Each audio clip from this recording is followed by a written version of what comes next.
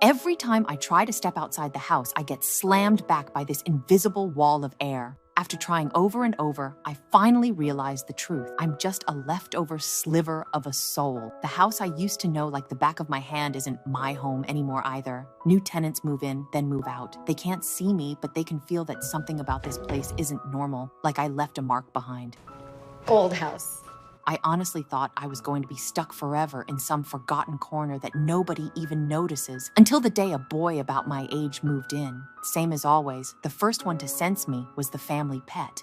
But then, while the boy was taking off his shoes, he accidentally triggered a hidden compartment in the cabinet. Curious, he pulled out a red photo album and opened it up. On the first page was my name, and the old yellowed photo looked like it was from another era. He kept flipping, without even realizing it, until he reached pictures of me when I was older.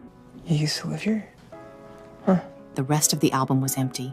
No more photos at all. When he flipped back a page, the album suddenly snapped shut by itself.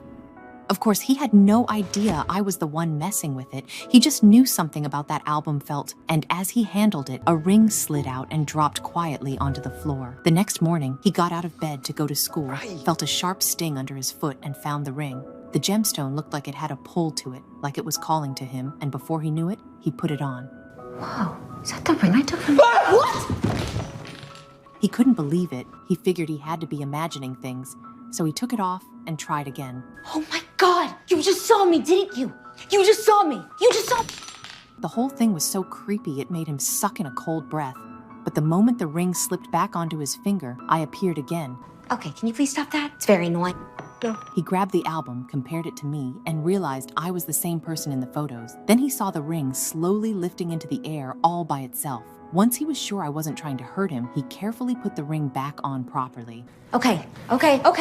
Can you please just keep the ring on this time, please? That's when I introduced myself. I guess something about the way I looked at him, just being honest, made him believe I wasn't dangerous. Still, having an invisible girl suddenly show up as your roommate isn't exactly normal, and it took Jack a long time to really wrap his head around it, and that's when I started telling him what happened to me.